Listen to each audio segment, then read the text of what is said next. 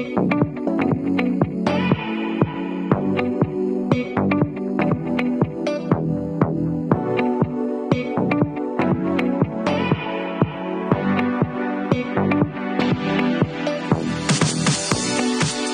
everyone, welcome to the Alistair McCall podcast, or welcome back to it. In this episode, I'm speaking to Peter Docker. But before we get into this one, and I introduce Peter to you, a massive thanks to all of you who've left ratings or reviews on iTunes. This one comes from Price Face. Alistair does an amazing job getting you amped and ready to tackle anything in life, whether it be sports, work, or relationships. I find myself sitting in my car not wanting to get out, just not to pause or stop listening. The interviews with all the great minds in sports and educational are inspirational. You'll end up listening to them over and over again. Thank you so much, Priceface. And then this one from Jaza Africa. Alistair gets you revved up and ready to work towards improving yourself and others in sport or in the workplace. And one more, this one from Beverly. Alistair's podcasts are the best. So many good life lessons that apply not only in the sports and corporate arena, but also in any vocation and in life. Guys and ladies, thank you so much for taking the time to post those reviews and ratings. I greatly appreciate it. Remember, as I've mentioned in the past few episodes, you could stand a chance to win my book, Lead with Purpose, Make an Impact, simply by sharing it on social media with the hashtag Alistair McCall Podcast. But moving on with today's show with Peter Docker. Peter is a speaker, leader, and author of the book Leading from the Jumpseat. He also worked with Simon Sinek for over 7 years and was one of the founding igniters of Simon's team. Together with Simon and David Meads, they co-authored the book Find Your Why, a book that sold over 500,000 copies to date. In December 2019, Peter stepped away from Simon's team to focus on sharing his wider insights into how organizations thrive. Peter served for 25 years as a Royal Air Force senior officer, has been a force commander during combat flying operations, and has seen service across the globe. During his career, he also spent his time flying the British Prime Minister around the world. Now, amongst other things in this episode, we spoke about his greater purpose and why he wanted to become a leader in the first place. I asked him about humble confidence, something he refers to quite often. Also, self-leadership and how he invests in himself. And I also wanted to know how he defined success as a leader. Peter, thanks so much for coming onto the podcast. First of all, would you mind sharing with our listeners a quick overview of your journey so far? Hi, Alistair. It's great to be on your show. I've had quite a varied journey, I have to say. I feel hugely privileged because of the different experiences I've had. And they started when I was around about 20 years old. I joined the Royal Air Force as an officer and a pilot. And I flew aircraft for about 12 of my 25 years almost in the Royal Air Force. And those are large passenger-sized jets and air refueling aircraft. But during my time in the Air Force, I led people in combat, which was a big leadership moment for me. I've taught at the UK Defence College around leadership. I've led multi-billion-dollar programs, some of the largest the UK Ministry of Defence ever had. Been a negotiator with the Russians when the Berlin Wall came down. I've negotiated with the State Department in the US on export licensing. So all sorts of things in the Royal Air Force, which was fascinating. But then I moved on to other things. I thought, you know what, there's more I can do. So I left after my almost 25 years. I joined a consultancy where it was nothing to do with flying, nothing to do with the military, but everything to do with people. And we worked in high-risk environments such as mining, oil and gas, construction, where people typically got killed or injured. And what we did was to help create leadership cultures where everyone went home safe at the end of each day. And that took me to the Middle East, to Kazakhstan, to Africa. Wow. And that was fascinating for about 3 years. But then another crossroads in my life came along. And actually, it was around about the time that Simon Sinek brought out his book, Start With Why. And I ended up working with Simon for about 7 or 8 years and taking his message around the world. And in the process, over the years, I've visited about 93 countries. worked with most industries and leadership teams that you can think of. And now, for the last couple of years, I've been focused on my latest work, which is my book, Leading from the Jumpseat, and taking that message around the world through keynotes and workshops. So, yeah, quite a whirlwind of a journey, but it's been a wonderful experience. As I said, I feel very privileged. Wow, that's fascinating. I mean, I don't know where you found all the time to do that. And it sounds like you're not slowing down either by the sounds of it. Well, I just love meeting people and sharing ideas. So I mentioned I've been to 93 countries, but the thing that I love most about that is that no matter what our culture, our background, our geography, there is so much more that brings us together than keeps us apart. And I think that's a great message for hope, actually, for humankind. And despite all the troubles we've got in the world, that is the message of hope. And I love to continue to expand that. Peter, why or what was it that made you want to become a leader in the first place? I never think, I don't think I ever sat down, you know what, I'm going to be a leader. Leadership is a choice that anybody can make, regardless of your age, background, role, or position. And I think I probably fell into leading. In the Royal Air Force, you're expected to lead as an officer, and often you are leading people who are much more experienced than you are, older in years, and that evokes a certain type of leadership. And yeah, learning how to lead when you don't know the answer and pushing the boundaries of your comfort zone. The military was a great exercise in that for me. So I don't think I distinctly sat down and decided to be a leader. It's something that happened over time. And now the way I look at leadership is it's about lifting others up. And if I can lead others by showing them a different perspective on life, so as they can find different opportunities and really excel in what they're doing, then that puts a smile on my face. Would you say that your greater purpose is lifting others up, serving others? Would you put that down to your why? Especially with co-writing the book Find Your Why with Simon, would you say that's your why, your greater purpose? Yeah, it is. I express it as lifting others up or enabling others so as they can be extraordinary. And I have a fundamental belief that everyone can be extraordinary. It's just that some of us haven't discovered it yet. And extraordinary can mean different things for different people. What's extraordinary for you, Alistair, might be routine for me and vice versa, So it's not about competition. It's about bringing out what is your deep down capability and love for life and bringing that and sharing that with the world. And everybody has got that. I know it. And I love being able to help people bring that to the fore and live it and put it into practice. So, Peter, we'll have some listeners out there that haven't found their purpose or their why. What would some of your advice be to someone that hasn't found that yet? Well, continue looking. As you kindly mentioned, I wrote the book Find Your Why with Simon and David Mead in 2017. And that gives a great guide as to how you can discover your purpose. But in my current book, Leading from the Jumpseat, I've dug deeper into, well, what fundamentally drives us? What fires up that energy inside of our belly to move us forward? And the clues are in the choices that we make in life.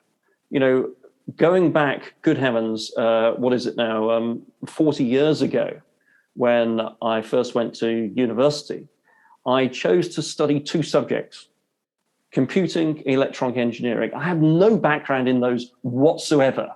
People thought I was mad. But the reason I chose those was because at the time we were pretty hard up. Both my parents had lost their job and struggling to make ends meet. And I thought at the time, back in the 80s those two subjects would give me the best opportunity to find a really good, well-paid job where I could support not only myself, but also my parents. And so that choice pointed to something that's deeply important to me, which is not to be a burden on others and be in a position to help others. Yeah. But then halfway through that degree course, something else happened.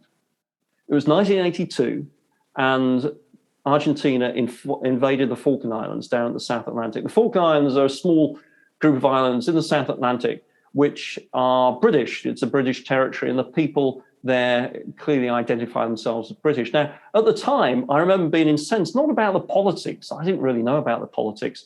What really incensed me was someone was imposing their will on others.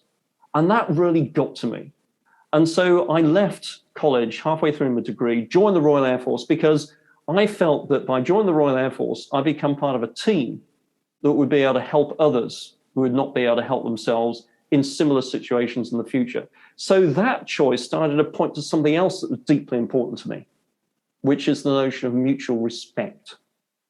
And those two examples I've given you about, not being a burden on others, may I help others, and also the principle of mutual respect, they point to what is deeply, those are my non-negotiables amongst others. Like family, for many of us, family is non-negotiable, and we'll drop everything if someone in our family needs our help. And it's that energy that deep inside us drives us forward, even when we're stepping into the unknown. And I think it's so important to be able to latch on and identify what those drivers are for each and every one of us, because it helps us to lead ourselves better, and also helps to lead others when we're stepping into unknown situations. And as everyone recognizes, the last couple of years, there have been a lot of unknown situations. So this is why it's so important. Absolutely. Now, as we mentioned, you're the author of Leading from the Jumpseat, which was released in October 2021, COVID time. Yeah. Explain to us what exactly you mean by jumpseat leadership, and why is it different? Well, the subtitle to the book is How to Create Extraordinary Opportunities by Handing Over Control. So immediately people might think, well, hang on, leadership's about being in control and being out first, but this book's all about handing over control. So very quickly, the jump seat aspect comes from my flying career, when I was flying large passenger-sized aircraft carrying about 150 people. And I just qualified a captain. I was checking a guy who'd gone from first officer to becoming a captain. And we just landed in San Francisco and did a great job. And I was able to sign him up. And the next day, he was going to fly us back, and 140 passengers back to Washington, Dulles, and then on to the UK. And he came to me in the morning of the flight, and I was just going to be back with the other passengers down the back of the aircraft. But he said, can you come and sit on the jump seat to act as an extra pair of eyes as we taxi out from San Fran during rush hour?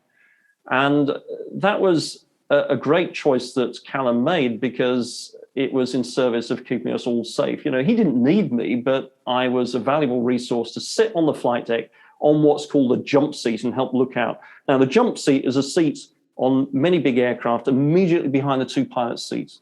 When you're sat there, you can reach the pilots in front of you. It's normally empty, but crew members hitching a ride home like I was can sit there. And that's where I strapped in, because I could see lots out the flight deck and help keep an eye on things. So I strapped in, we taxied out. Callum did a great job. He didn't need me at all.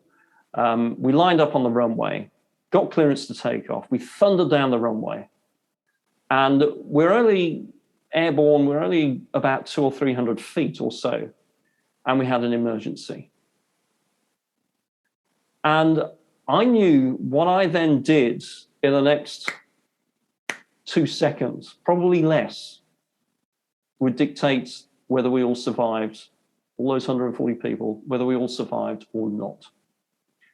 And here's the thing, spoiler alert, really, because I did absolutely nothing. I put my hands in my lap and sat there quite calmly, because I knew that Callum could sort out the situation. If I didn't have confidence that he'd be able to sort it out, I would have had no business signing him up the day before, qualified to fly this aeroplane as captain anywhere in the world. What I needed to do at that stage was not to lead, but to become a great follower, for Callum to feel that I had his back, and allow him to get on with doing what he needed to do. So this is what spawned the idea of leading from the jump seat, because, it's inevitable that we hand over control.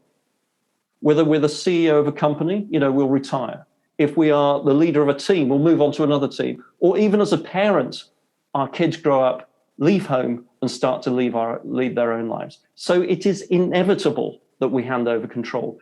Leading from the jump seat is all about how to lead with that intention of handing over control, with that intention of building up the skills and capability of our people so they can then carry forward those things that are important to us. And I see jump seat leadership as the highest form of leadership, because it's not about, increasing or retaining your own power. It's about lifting up and empowering others. That's a great story and an example you used there. I mean, for me, it sounds very much like handing over trust. And we know to have the trust of your people as a leader, you need to hand over that trust first. So it sounds that you'd put that trust in him first, and as you mentioned, took control of the situation. But let me ask you this, Peter. What was it that gave you confidence in Callum in this situation? Well, of course, it wasn't like I knew nothing about him. We'd had a relationship. I knew him as a human being for, probably a couple of years. He'd gone through extensive training. We had equipped him to handle that situation. That's really important, because it's not about dropping people in the deep end and seeing if they can swim or not. It's about preparing them to be able to take the lead and to move forward.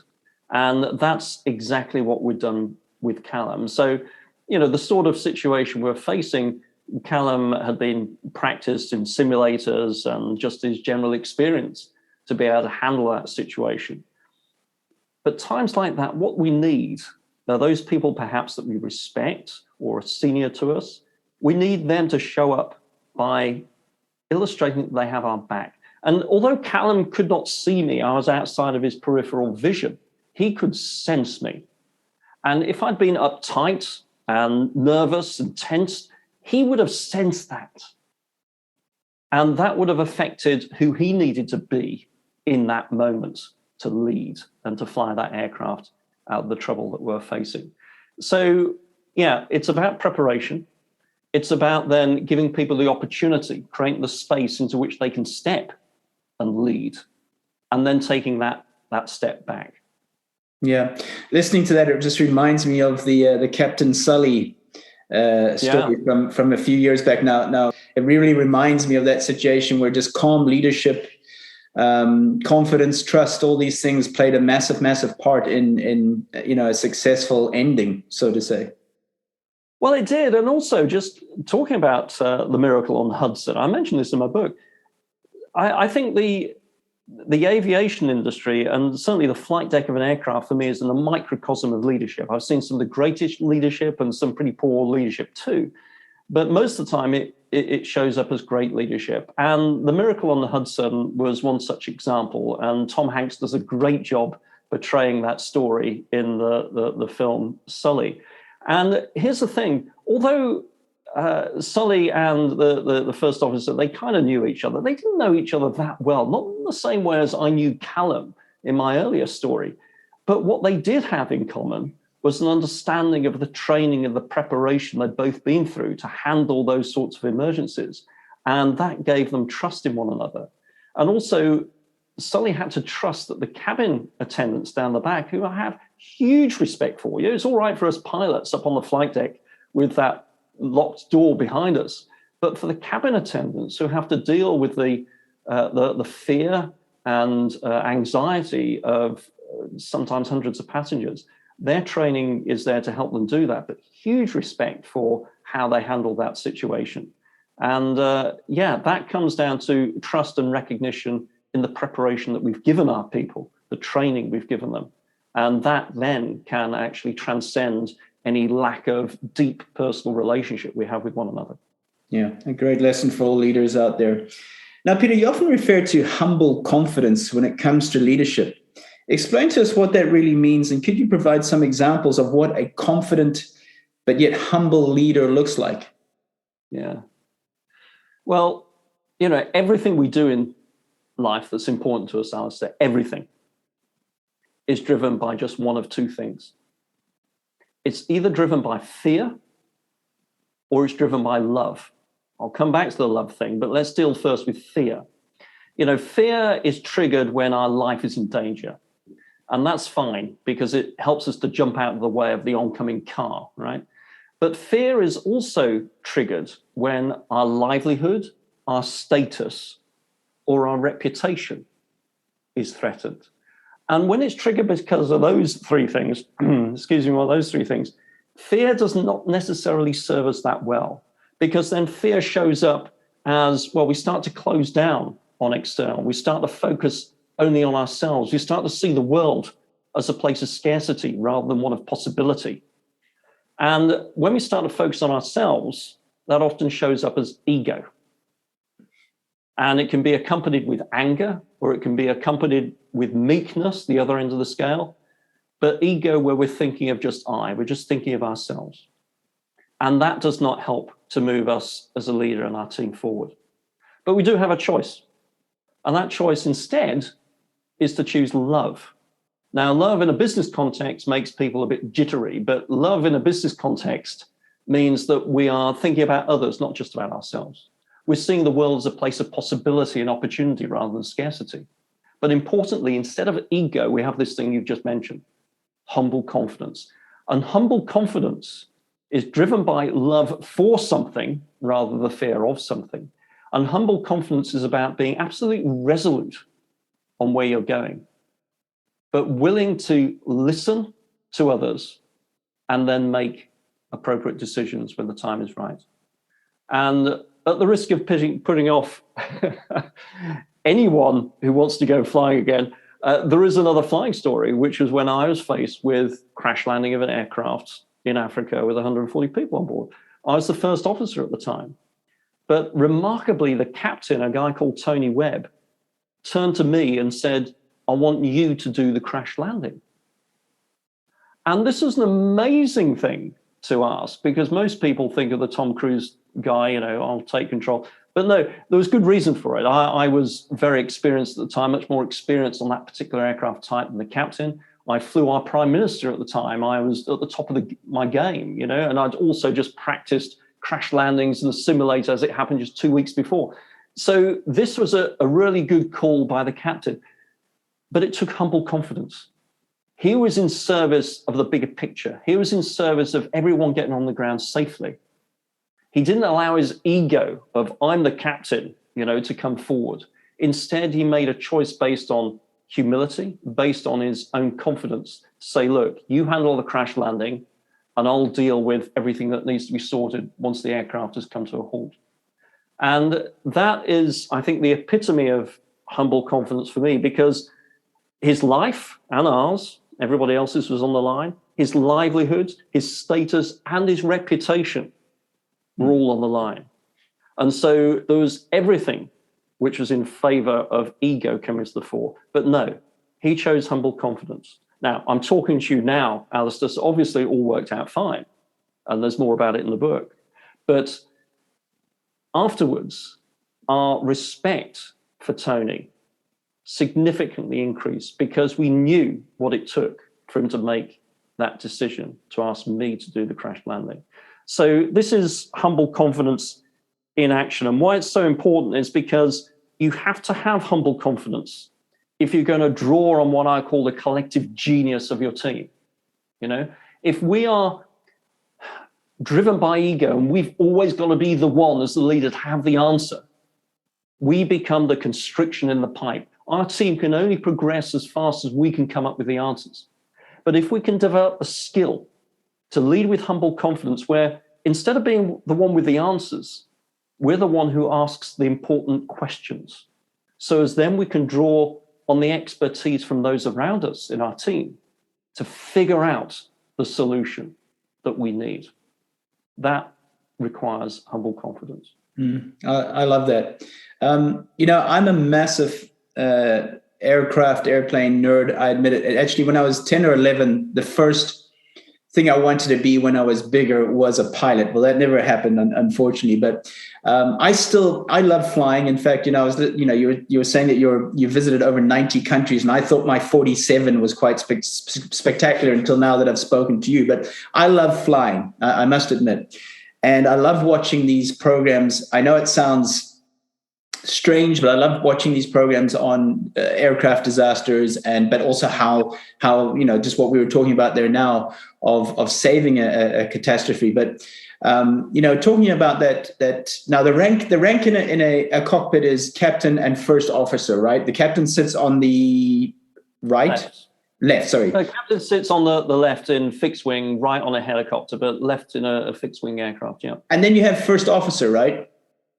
Yeah, first officer, or sometimes called a co-pilot, depending on the culture.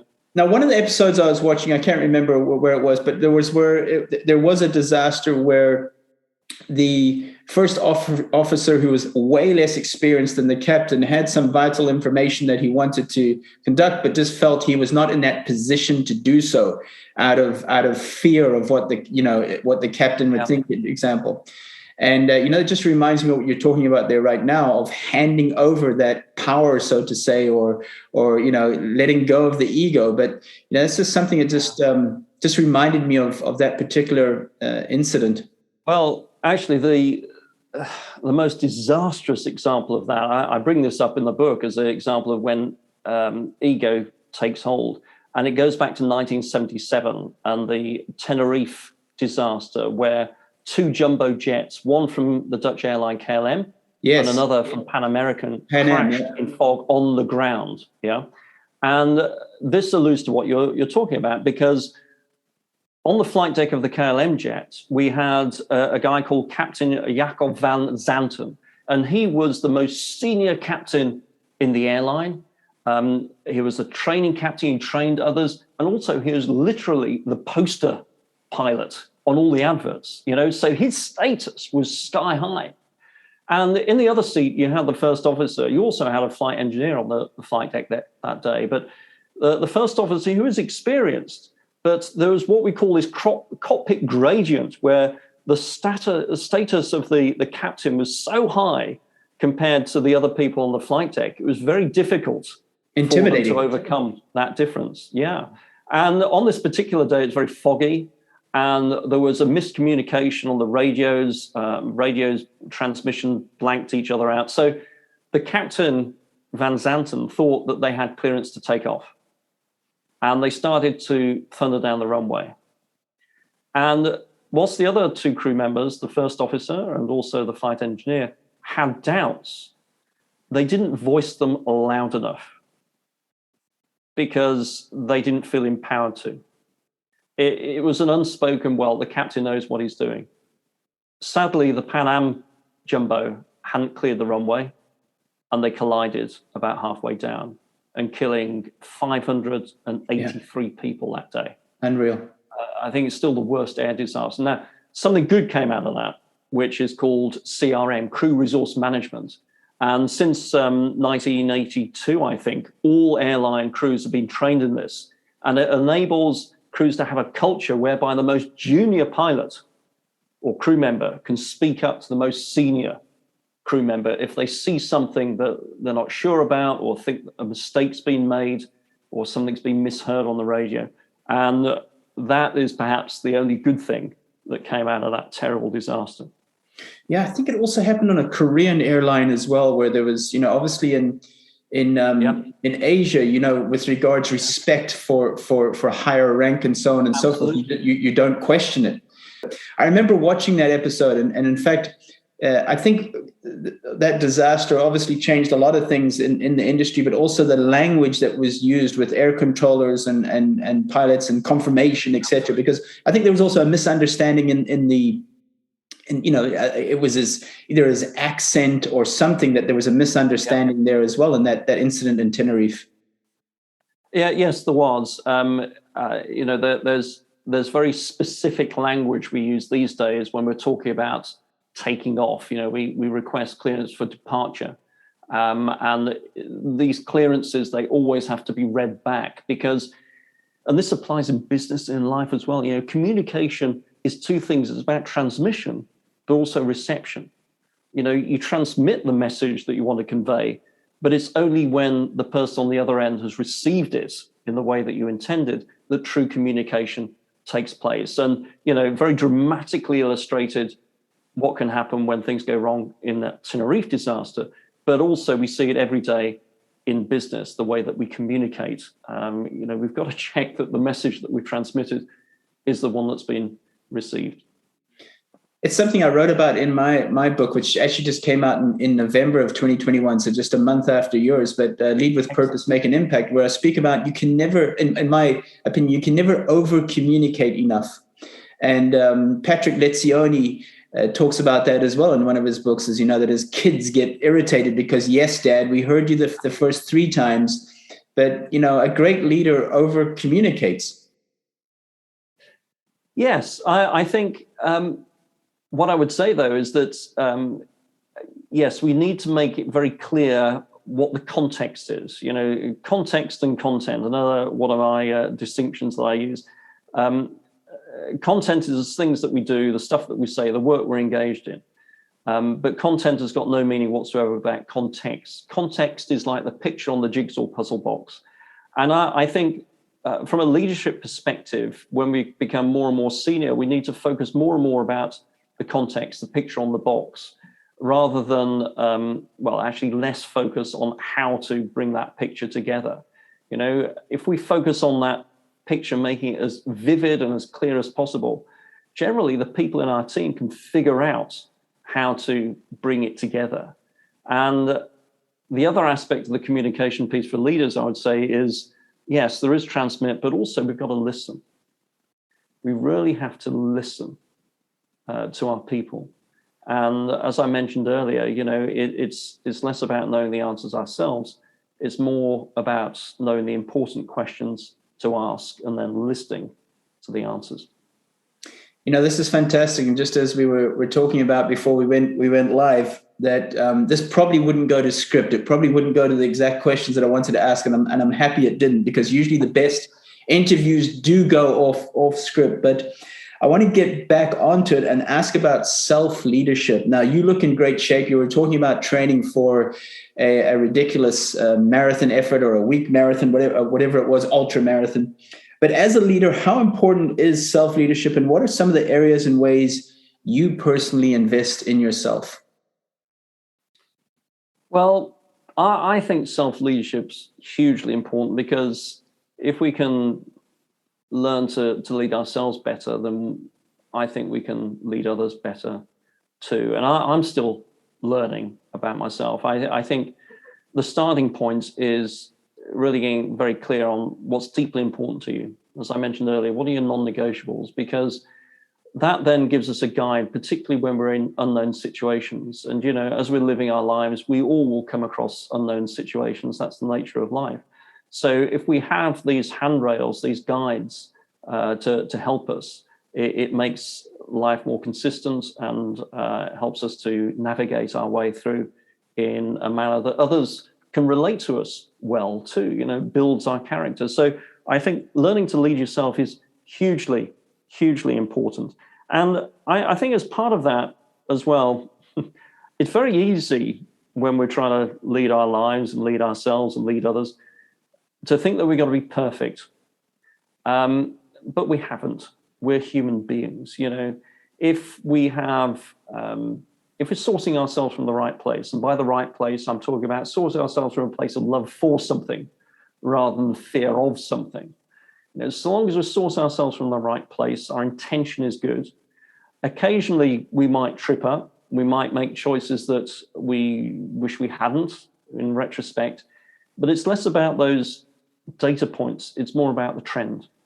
And so if our intention is good and our trend is heading in the right direction, then those are the most important things. And to figure out our intention and trend, it's really important to understand, as I say, what's deeply important to us and what guides us, because that will keep us on the right track and help us, give us more freedom actually to explore so many other things while staying consistent with who we are. What's the best advice you've received when it comes to leading others? Sure. Well, I'll be quick. 2 words: be yourself. I was given that advice when I went through officer training, but I didn't fully realize what it meant until many years later, when I took over a squadron, which is the fighting unit in the Royal Air Force.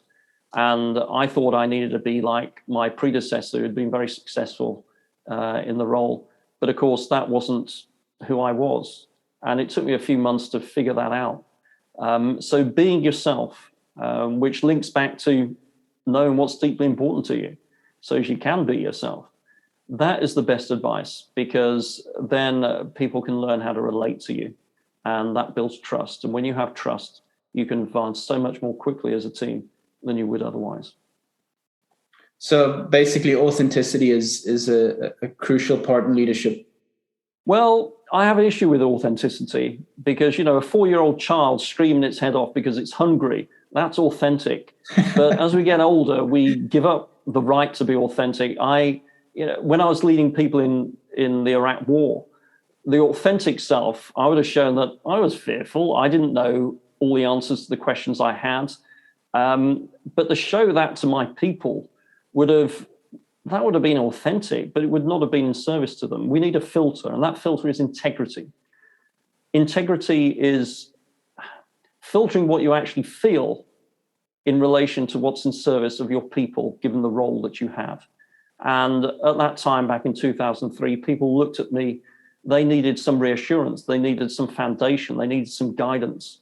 And for me to be the unfiltered, authentic self would not have been in help, in service of anybody. So, yeah, I prefer the word integrity over authenticity. But that touches very much on vulnerability. I mean, you've got to be authentic as a leader. Yes, you've got to show stability. There's confidence, as you like to mention, humble confidence. Sorry, but is there a time where vulnerability is not? It's not good to share being vulnerable. Well, so there are different types of vulnerability. There were times. Let's take the Iraq War of 2003 as an example, because that was an extreme situation for me. We're flying large, undefended, unprotected air refueling aircraft, giving gas to fighter jets, and we tended to get shot at a bit. And people's lives were on the line. So vulnerability in that sense was an example. Was if people asked me on my team, people asked me questions, I didn't know the answer to them. Rather than trying to bluster through and give them some bull, I would say, look, I don't know, but I will find out. Or as soon as I know the answer to that question, I will let you know. So that is appropriate vulnerability. But to show that I had great concern about things openly without any filter, that would have been inappropriate vulnerability. Inappropriate because it would have unsettled my team, potentially, made them question what they were doing, have their focus not be on their job. And the end result of that is that someone would have likely have got hurt. There would have been an accident or somebody's life would have been lost. So, yeah, vulnerability is good, but we still need to have that filter. Is it in service of the people I'm leading, or is it just in service of me because I want to share something? I'd like to ask you 2 questions in one here. The first one is, how do you define success as a leader? And the second one being, how do you define success for your life? Success as a leader for me is in line with Jumpseat leadership. It's when we've created the opportunity to lift people up and they go on to excel and succeed themselves. It's about being the pebble in the pond. When we are in the privilege of being in a leadership role, a formal leadership role, we have the opportunity, actually any of us have got the opportunity any time to be that pebble in the pond. What I mean by that is just a small intervention, a word, a quick fleeting moment with someone can have the greatest impact that goes way beyond anything that we could imagine. It's like throwing that pebble into the pond and seeing the ripples go out and out and out. And I like the saying, if you want to be significant, think small. because in my experience, it's the smallest things that we do, who we're being, how we interact with our people, that have got the greatest, longest lasting impact. So that for me is a measure of success as a leader. You know, how many pebbles in the pond can you be? And in answer to your second question there, success for my life, I think it's the joy that I feel at the end of each day. You know, when I go home or finish work at the end of each day, if I have a smile on my face, the joy I feel, you know, the difference I've made, the conversations I've had with people, then that for me is definition of success. Comes back to purpose and people, doesn't it? It does, always does. Final question. You're lying on your deathbed, of course, many, many, many years from now. What are 3 bits of wisdom or advice you would like to leave with the world? Okay, 3. I'll be short. Be the guardian of hope. Stand at the top of the mountain and seek to be the pebble in the pond. So, guardian of hope. Hope for me, it's more than optimism. Optimism often has a timeline attached to it, but hope is enduring. Hope is about a belief there will be an after. And heck, have we needed that over the last couple of years? And if we're in a role of leadership, to be that guardian of hope is so, so important, because we create the space into which others can then step. So be that guardian of hope, keep that hope alive. The second, stand at the top of the mountain. I love running up mountains. And I say that if you want to run up a mountain, don't start at the bottom, start at the top. By standing at the top of a mountain, I visualize what it looks like, what it feels like. Make that visceral connection to standing on the top of the mountain. And then as I look down in my mind's eye at the path I've come, I think, well, you know, I've overcome the challenges. And it is so much more powerful than standing at the bottom of that mountain, looking up at the summit and thinking, I'll give it my best shot. It looks so daunting. So stand at the top of that mountain. Stay connected to where it is you want to be heading, where it is you are committed to getting to, and being viscerally connected to the horizon you can see from that vantage point and what it feels like to be there. And then pebble in the pond, that links back to what I was saying earlier, you know, be that pebble in the pond for others. Think about the small things that can help tip people in the right direction, because you just never know how far the ripples can spread. Well, Peter, it's been an absolute pleasure and honor to have you on the show. Thank you so much for giving your time.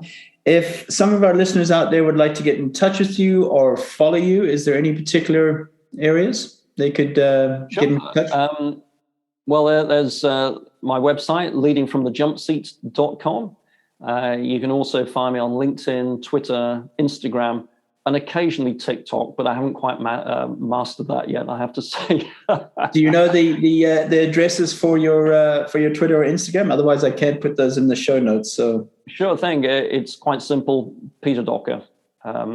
So at Peter Docker, you'll find me there. And of course, everything we've talked about is in the book Lean from the Jump Seat, which is available all over in audiobook, ebook, and hardback and paperback. That's available on Amazon and a few other... Absolutely, everywhere, yeah. Excellent. Peter, thank you so much. It's been an absolute pleasure. Thanks for having me, Alison.